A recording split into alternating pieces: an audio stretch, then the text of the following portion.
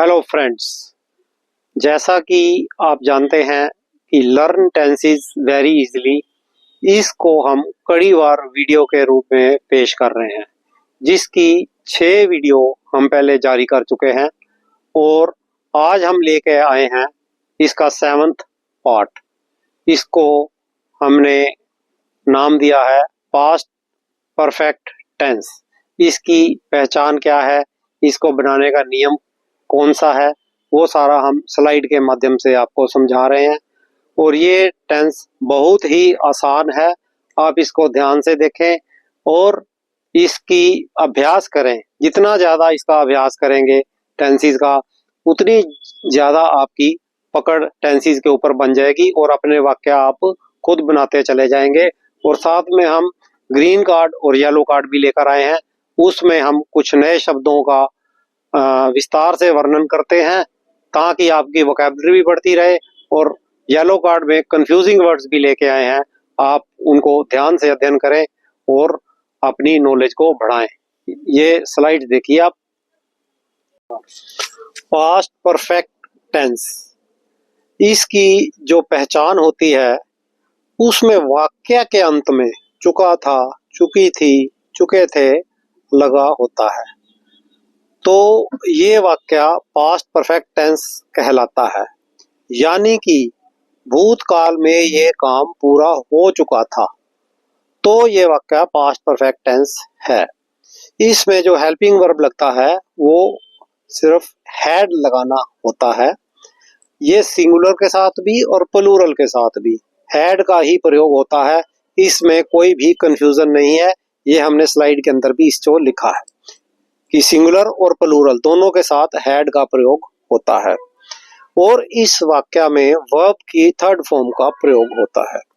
Simple वाक्य बनाने का जो नियम है वो इस प्रकार है: subject plus helping verb plus verb की third form plus object plus etcetera. Past perfect tense के कुछ एक एग्जांपल्स आपके सामने हैं। वह अपनी किताब पढ़ चुका था, He had read his book. उन्होंने पत्र भेज दिया था, They had sent the letter. मैंने खाना बना लिया था, I had cooked the food. हमने पार्क में चलने का प्लान बना लिया था, We had planned a walk in the park. तुमने अपना काम पूरा कर लिया था, You had completed your work. बच्चों ने अपने खिलौने इकट्ठे कर लिए थे, The children had gathered their toys. वह बैठक शुरू होने से पहले पहुंच चुका था, He had arrived before the meeting started. दोस्तों, अब हम बात करते हैं पास्ट परफेक्ट टेंस के नेगेटिव सेंटेंसेस की। पहचान इनकी भी वही है कि वाक्य के अंत में चुका था, चुकी थे, चुके थे लगा होता है, लेकिन वाक्य के बीच में नहीं शब्द का प्रयोग हुआ होता है, तो इन वाक्यों को नेगेटिव वाक्य कहते हैं। यानी कि भूतकाल में यह काम पूरा नहीं हो चुका था, तो ये वाक्य पास्ट परफेक्ट टेंस नेगेटिव है।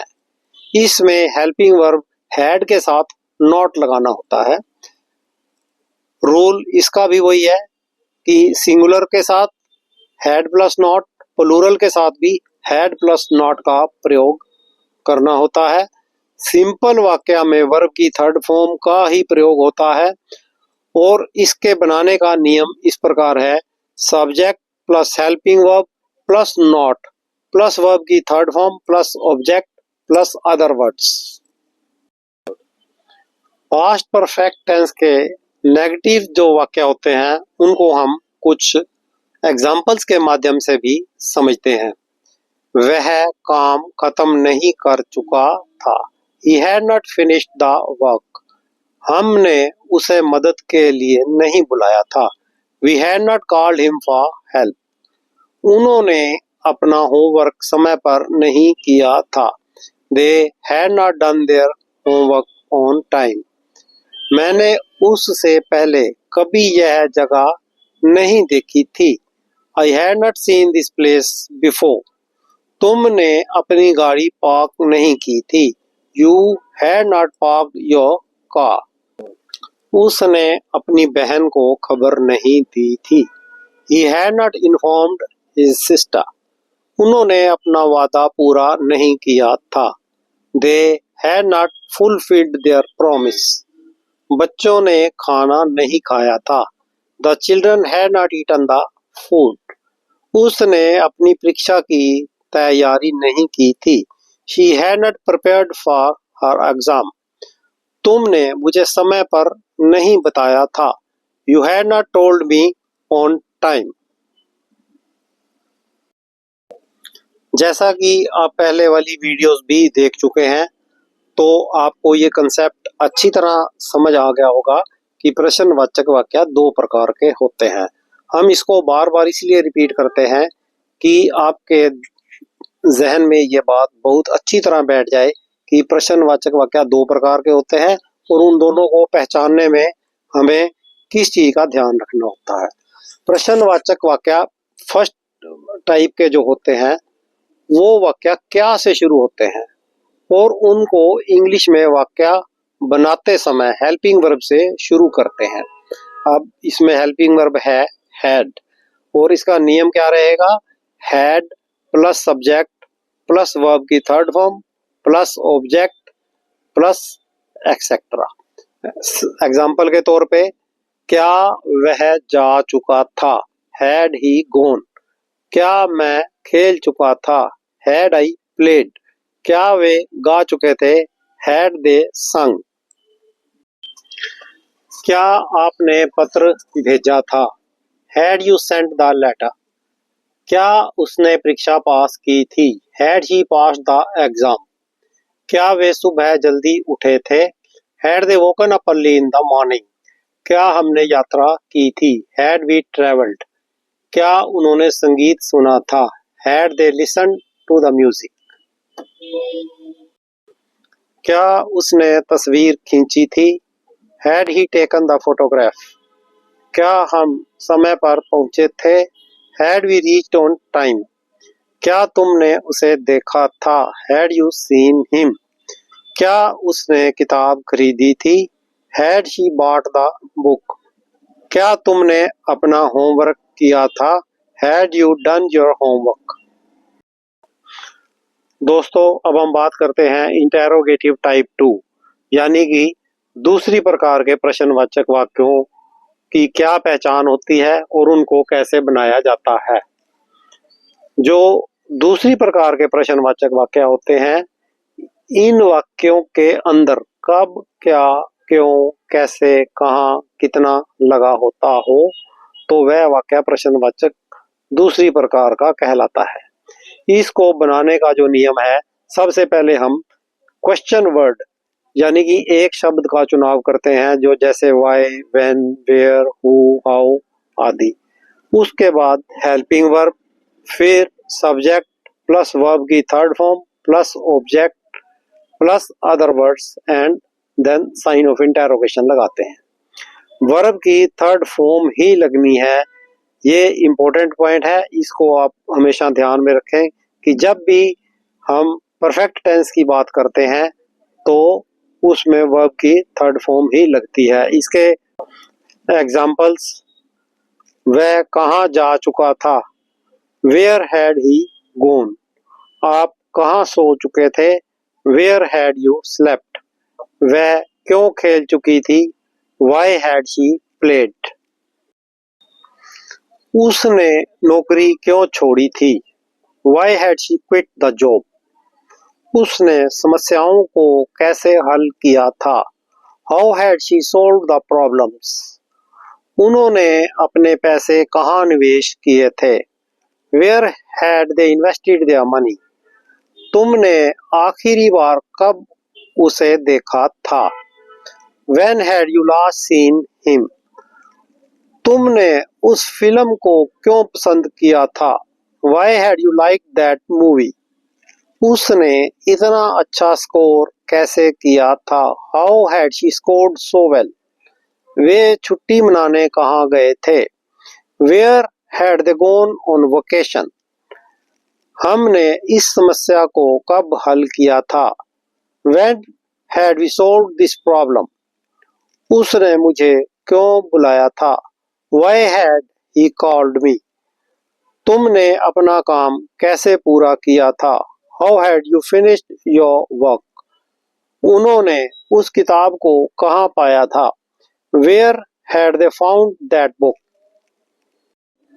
दोस्तों, ये था पास्ट परफेक्ट टेंस। हम उम्मीद करते हैं कि ये आपको बहुत अच्छी तरह से समझ आया होगा, और अगर कहीं पर भी कोई कमी पेशी रह गई हो तो आप जितना ज़्यादा इसका अभ्यास करेंगे उतना ज़्यादा आप टेंसेस के मामले में मैच्योर होते चले जाएंगे। हमारा मकसद आपको ना सिर्फ टेंस सिखाना है, बल्कि हम चाहते हैं कि आपकी वोकैबुलरी और जनरल नॉलेज भी बढ़ती चली जाए। आज हमने अपने ग्रीन कार्ड्स में कुछ एक ऐसे शब्दों का चुनाव किया है जिनको स्टूडेंट्स के लिए समझना बहुत जरूरी है, जैसे discussion, debate, conversation, explanation and argument. तो आप इनको ध्यान से समझें और पढ़ें, इनमें क्या अंतर होता है और कौन सा शब्द हमें कहाँ प्रयोग करना चाहिए। आप ये इन स्लाइड्स के माध्यम से इनको समझें। दोस्तों, एक शब्द है डिबेट, जिसका अर्थ होता है बहस। बहस एक औपचारिक चर्चा है जिसमें दो या अधिक पक्ष एक विशिष्ट विषय पर अपनी अपनी राय रखते हैं। इसमें आमतौर पर हर पक्ष अपनी बात को तर्कों और तथ्यों के साथ प्रस्तुत करता है। आपने देखा होगा हमारे स्कूल में और कॉलेजेस में डिबेट्स का आयोजन किया जाता है, तो स्टूडेंट्स को दो भागों में बांट दिया जाता है। एक जो पक्ष है वो अपने तर्कों से बात करता है, दूसरा अपने तर्कों से बात करता है, और अंत में जिसके तर्क और तथ्य अधिक मजबूत होते हैं उसको हम फर्स्ट या सेकंड की श्रेणी में घोषित करते हैं। उदाहरण के लिए स्कूल के बच्चों ने ऑनलाइन शिक्षा बनाम पारंपरिक शिक्षा पर बहस में भाग लिया। Debate is a formal discussion where two or more parties present their opinions on a specific topic. Each side typically supports their views with arguments and facts. इसको हम इंग्लिश में इस प्रकार कहेंगे, The students participated in a debate on online education versus traditional education. दूसरा शब्द जो हमने चुना है आज के ग्रीन कार्ड के लिए वो है डिस्कशन, यानी कि चर्चा। चर्चा एक संवाद है जिसमें लोग किसी विषय पर अपने विचार साझा करते हैं, सवाल पूछते हैं और समाधान या निष्कर्ष तक पहुंचने की कोशिश करते हैं। इसमें विचारों का आदान प्रदान मुख्य होता है। उदाहरण के लिए परिवार ने छुट्टियों की योजना बनाने के लिए चर्चा की। Discussion is a dialogue where people share their thoughts, ask questions and try to reach a solution or conclusion. The exchange of ideas is central to this process. For example, the family had a discussion to plan their vacation. अगला शब्द जो हमने चुना है वो है conversation, यानी कि वार्तालाप। वार्तालाप दो या अधिक लोगों के बीच एक अनौपचारिक बातचीत है जिसमें वे अपनी दिनचर्या, विचार या अनुभव साझा करते हैं। उदाहरण के लिए दो सहकर्मियों ने कॉफी ब्रेक के दौरान अपने सप्ताहांत के अनुभवों पर वार्तालाप किया। Conversation is an informal exchange of thoughts, daily experiences और ideas between two or more people. For example, two co-workers had a conversation about their weekend during the coffee break. अगला शब्द है कंसल्टेशन, यानी कि परामर्श। परामर्श एक औपचारिक प्रक्रिया है जिसमें हम किसी विशेषज्ञ, वकील, डॉक्टर या कोई भी सलाहकार से किसी विशेष समस्या या योजना के लिए मार्गदर्शन प्राप्त करते हैं, और उसके बदले में वो हमसे कंसल्टेशन फीस लेते हैं। तो ये जो शब्द है डॉक्टर, वकील या किसी भी विशेषज्ञ के लिए लागू होता है। जैसे रमेश ने डॉक्टर से अपनी स्वास्थ्य समस्या के लिए परामर्श लिया। Ramesh had a consultation with the doctor regarding his health issue। दोस्तों, अगला शब्द जो है वो बड़ा महत्वपूर्ण शब्द है, वो है आर्ग्यूमेंट, जिसका अर्थ होता है विवाद या बहस करना। विवाद या बहस एक स्थिति है जिसमें दो या अधिक लोग किसी मुद्दे पर असहमति व्यक्त करते हैं और अपने अपने पक्ष को सही साबित करने की कोशिश करते हैं। इसमें तर्कों यानी रीजंस और प्रमाणों एविडेंस का उपयोग किया जाता है, लेकिन ये अक्सर भावात्मक भी हो सकता है। आपकी नॉलेज के लिए मैं बताऊं कि जैसे ही हम कोर्ट में कोई केस लड़ते हैं तो वहां पे एक स्थिति ऐसी आती है जब दोनों ही वकील आर्गुमेंट करते हैं। ये कोर्ट के लिए एक बहुत ही जरूरी शब्द है कि आज हमारे वकील ने आर्गुमेंट किया या बहस की। इस विवाद के 3 प्रकार हो सकते हैं। सबसे पहले है लॉजिकल आर्गुमेंट, यानी कि तार्किक विवाद। इसमें विचारों और तथ्यों के आधार पर संवाद होता है। दोनों पक्ष तर्क प्रस्तुत करते हैं और निष्कर्ष तक पहुंचने की कोशिश करते हैं। उदाहरण के लिए, विज्ञान के छात्रों ने इस विषय पर तार्किक विवाद किया कि सोलर एनर्जी यानी कि सौर ऊर्जा जीवाश्म ईंधन यानी कोल, गैस, वुड, ऑयल से बेहतर क्यों है। और आगे होते हैं इमोशनल आर्ग्यूमेंट, यानी भावनात्मक विवाद। इसमें विचारों की बजाय भावनाएं हावी रहती हैं। यह कभी कभी झगड़े का रूप भी ले सकता है। उदाहरण, दो दोस्तों के बीच उनकी पसंदीदा टीम के हारने पर भावनात्मक विवाद हुआ। और इसकी जो अगली प्रकार है वो है लीगल आर्ग्यूमेंट, यानी कानूनी विवाद। कोर्ट में दोनों पक्ष वकीलों के माध्यम से अपने तर्क और प्रमाण पेश करते हैं। उदाहरण के लिए, वकील ने अदालत ने अपने मुवक्किल को निर्दोष साबित करने के लिए कानूनी तर्क दिए। तो दोस्तों, हमेशा की तरह अब हम येलो कार्ड के बारे में बात करते हैं। हम इसमें कुछ एक कंफ्यूजिंग वर्ड्स लेके आते हैं जिनके स्पेलिंग में थोड़ी बहुत ऊपर नीचे होते हैं, लेकिन बोलने में भी वो एक जैसे लगते हैं और उनके स्पेलिंग की वजह से स्टूडेंट्स को इसमें कई बार गलती लगने का चांस बना रहता है। सबसे पहला शब्द है अल्टर। इसका अर्थ होता है वेदी या पवित्र मंच। उसने समारोह के लिए वेदी को फूलों और मोमबत्तियों से सजाया। She decorated the altar with flowers and candles for the ceremony। और दूसरा शब्द है alter, यानी बदलना। उन्होंने अपने घर का नक्शा बदल दिया। They altered the design of their house। अगला शब्द है eligible, यानी पात्र। He is eligible for the scholarship। वह छात्रवृत्ति के लिए पात्र है। और इसी के साथ मिलता जुलता शब्द है illegible, यानी पढ़ने योग्य नहीं, अस्पष्ट है। Your hand writing is illegible. तुम्हारी लिखावट पढ़ने योग्य नहीं है। अगला शब्द है रिस्पेक्टिवली, यानी क्रमशः। John and Mary received gold and silver medals respectively. जॉन और मैरी को क्रमशः स्वर्ण और रजत पदक मिले। रिस्पेक्टफुली, यानी कि आदर पूर्वक। He bowed respectfully before the king. उसने राजा के सामने आदर पूर्वक झुककर प्रणाम किया। एक शब्द है मेडल, यानी पदक। She one A gold medal in athletics. उसने एथलेटिक्स में स्वर्ण पदक जीता। एक शब्द है मेडल, जिसका मतलब है हस्तक्षेप करना। Don't meddle in other people's affairs. दूसरों के मामले में हस्तक्षेप मत करो। दोस्तों, आज हमारी 7th वीडियो कंप्लीट हुई है और उम्मीद करते हैं कि आपको ये टेंसेस बहुत अच्छी तरह समझ आ रहे होंगे और साथ में वोकैबुलरी और कंफ्यूजिंग वर्ड्स के बारे में भी आपके डाउट सारे क्लियर हो जाएंगे।